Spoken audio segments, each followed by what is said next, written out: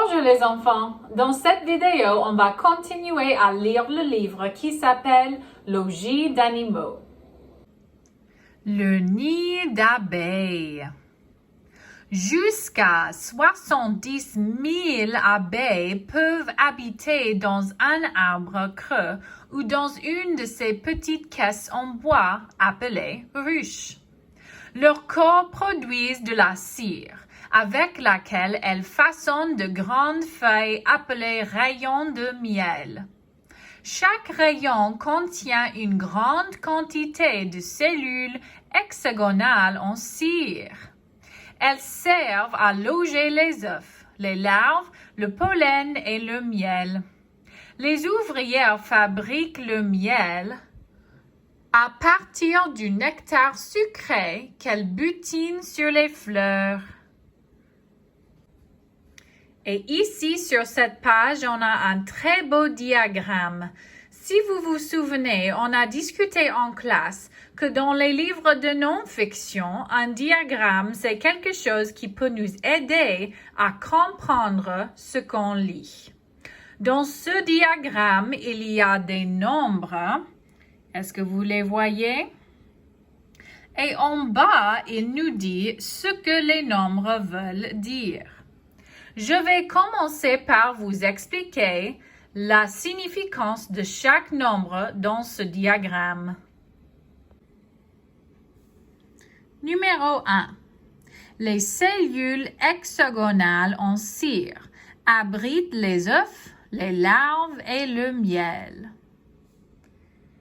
Vous voyez numéro 1? Numéro 2. Les larves sont nourries par de jeunes ouvrières appelées abeilles nourricières. Et si vous pouvez le croire, ce sont des bébés abeilles. C'est un peu dégoûtant, n'est-ce pas? Ils ne sont pas très beaux. Numéro 3.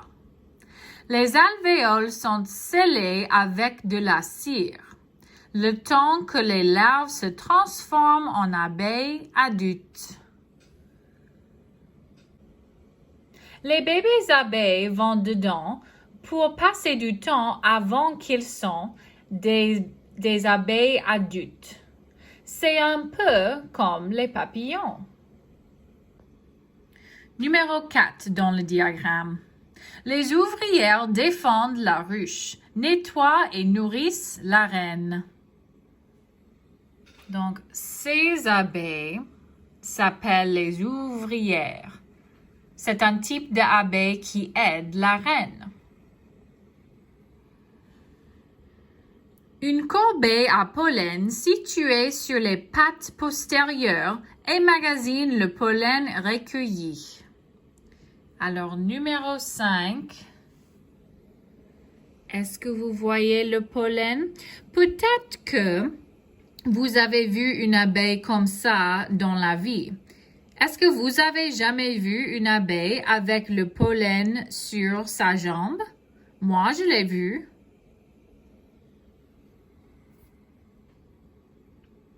Numéro 6. La reine pond ses œufs dans les alvéoles vides. Alors, la grande abeille, la plus grande abeille, ça c'est la reine. Vous voyez la reine? Elle est super grande et toutes les autres abeilles travaillent pour aider la reine. C'est la reine qui est en charge. Des travailleuses infatigables.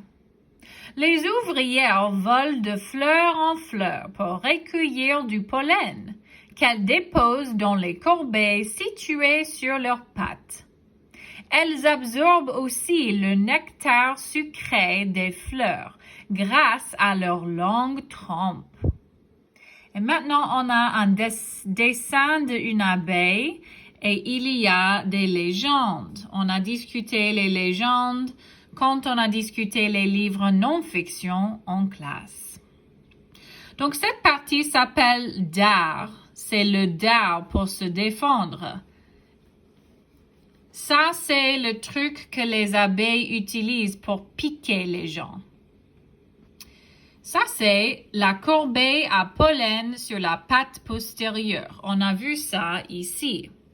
Ça, c'est l'endroit où les abeilles gardent le pollen. Ici, les poils servant de brosse pour déposer le pollen dans les corbeilles. Cette chose ici, c'est la langue tubulaire pour aspirer le nectar.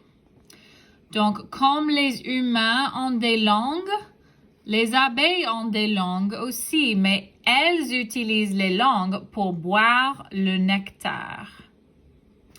Voici les antennes. Antennes pour goûter et palper. Elles utilisent les antennes pour goûter. Et finalement, les yeux à facettes pour voir le mouvement des fleurs. Je suis sûre que vous avez noté que les yeux des abeilles sont super grands. Elles utilisent leurs yeux pour voir le mouvement des fleurs.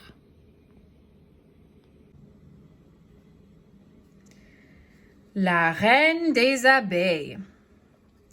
La reine est beaucoup plus grande que ses ouvrières. C'est la seule femelle qui peut pondre des œufs. Elle en produit jusqu'à 2000 par jour.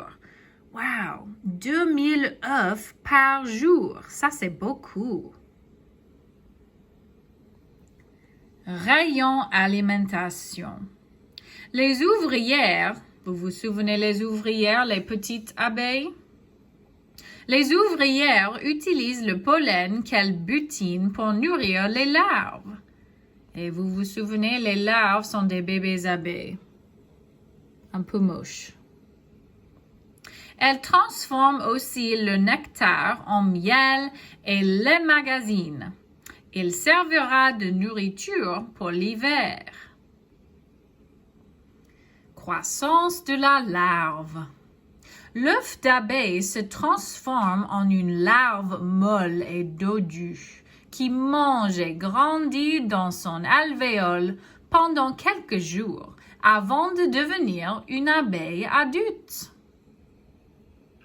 Alors, ça prend juste quelques jours de transformer une larve entre une abeille. Ça, c'est différent. Parce qu'avec les humains, ça prend beaucoup d'années pour transformer un bébé humain dans un adulte. Maintenant qu'on a fini à discuter les abeilles et les insectes, on va discuter les animaux qui habitent dans l'eau. Cette section s'appelle « Les maisons sous l'eau ». De nombreux animaux creusent des terriers dans le sable mou, des fonds marins ou dans la boue des berges. Si un ennemi approche, ils peuvent rapidement s'y abriter. Il y a toujours de la nourriture dans un proche périmètre. Certains trouvent refuge dans des grottes sous-marines, des nappes d'eau entourées de rochers, des récifs de coraux ou dans des épaves de bateaux. Certains poissons, comme l'épinoche, confectionnent leur nid avec des plantes aquatiques pour y déposer ses œufs. Terriers dans la rivière. L'ornithorynque creuse des terriers le long des berges à l'aide de ses griffes. Les femelles creusent des galeries plus longues pour élever leur progéniture. Elles pondent 2 ou 3 œufs dans un nid de feuilles mouillées et se pelotonnent autour pour les garder au chaud.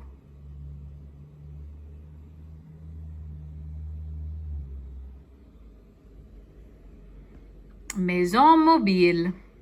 Le Bernard l'ermite vit à l'intérieur des coquilles abandonnées.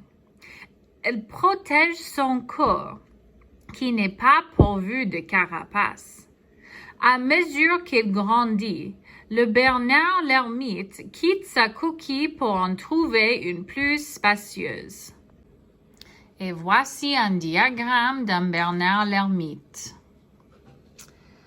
Abdomen mou caché par la carapace. Donc, les Bernard l'ermite, ils doivent trouver les coquillages parce que sinon, ils ne sont pas protégés. Les yeux sur pédoncule à l'affût des proies et du danger. Donc, ils peuvent voir beaucoup avec les yeux. Voici les pinces pour se nourrir et se défendre.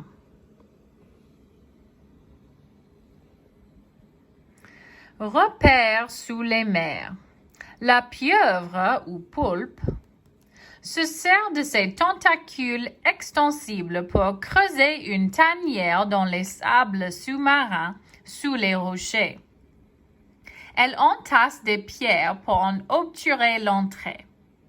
Les femelles gardent leurs œufs à l'intérieur de la tanière pendant environ 50 jours, jusqu'à ce qu'ils s'éclosent.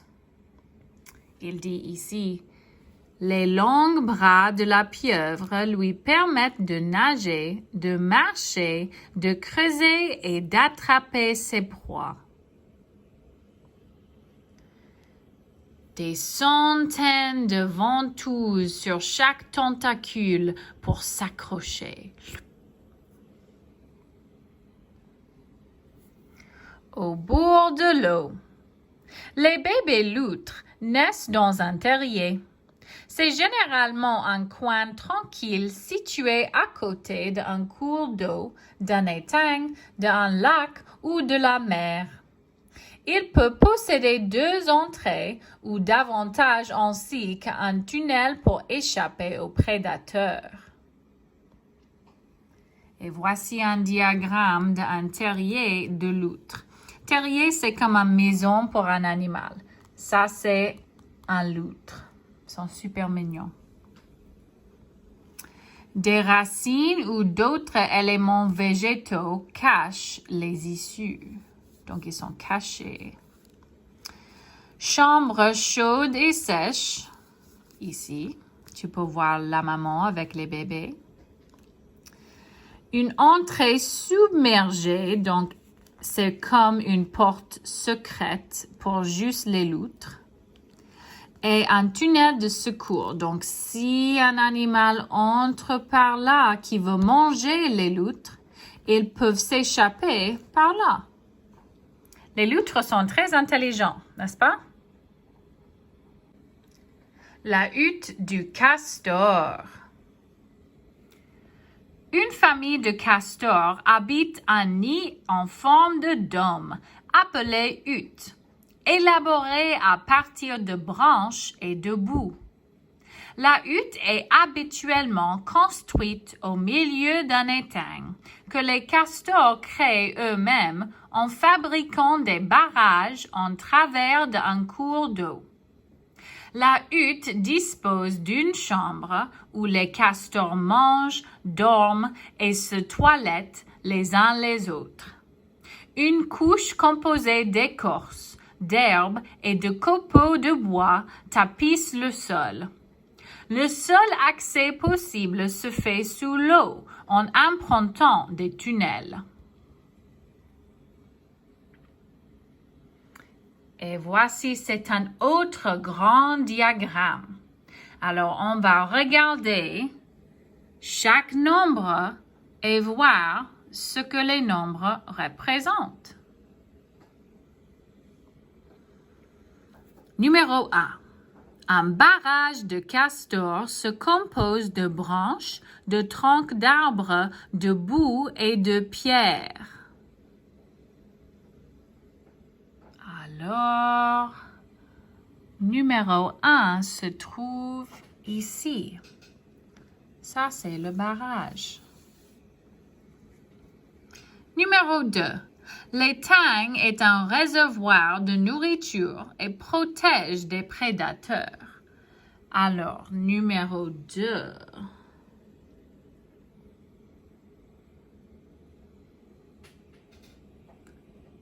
Et en arrière, les castors peuvent se protéger des prédateurs comme les ours. Numéro 3. Les castors utilisent les arbres comme nourriture et matériaux de construction.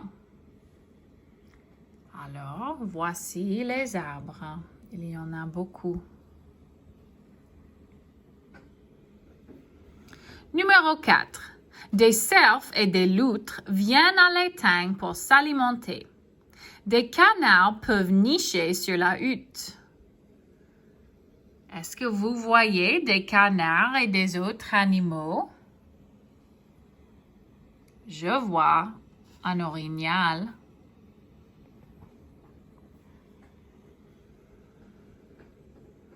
La partie habitée se trouve au-dessus du niveau de l'eau. On y est en sécurité, au chaud et au sec. Alors, ça veut dire que les castors restent dedans où ils sont le plus sûrs. Ils sont protégés dedans. Et finalement, numéro 6 sur le diagramme. Un tunnel constitue l'entrée principale et l'autre issue de secours. Alors, numéro 6, les castors peuvent entrer dans le tunnel et ils peuvent quitter sur l'autre. Un champion de natation. Natation, ça veut dire nager. Les castors sont d'excellents nageurs.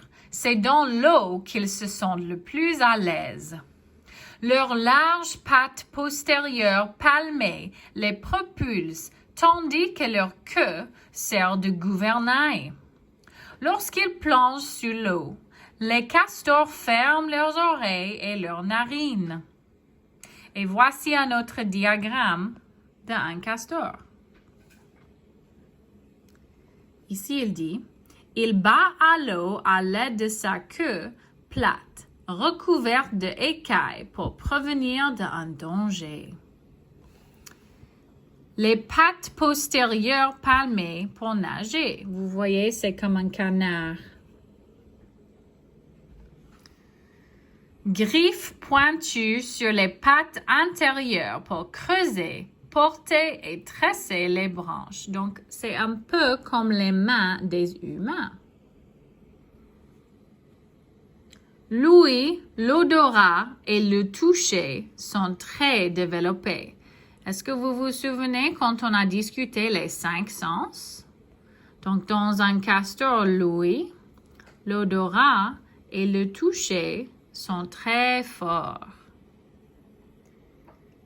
L'épaisse et duvetteuse tenue de plongée est chaude et imperméable. Donc, ça veut dire que quand les castors passent beaucoup de temps dans l'eau, leur fourrure les garde chauds et les protège.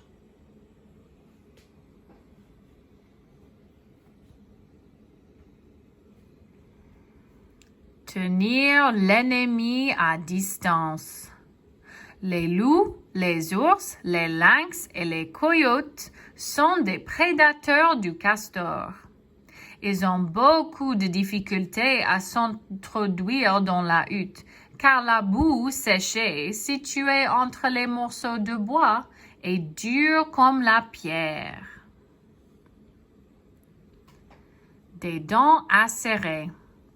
Le castor possède 4 incisives orange vifs qui lui servent à ranger les troncs d'arbres et d'autres végétaux. Elle reste bien aiguisée et ne s'use jamais. Il a également 16 dents arrière pour mastiquer sa nourriture. Garde-manger. Les castors découpent les branches sur la terre, ferment et regagnent la hutte à la nage en les transportant dans leur bouche. Ils entreposent une partie des branches sur la hutte afin de disposer de suffisamment de nourriture pour l'hiver. Merci d'écouter cette partie du livre. La prochaine fois, on va discuter les animaux qui habitent dans les arbres. Au revoir!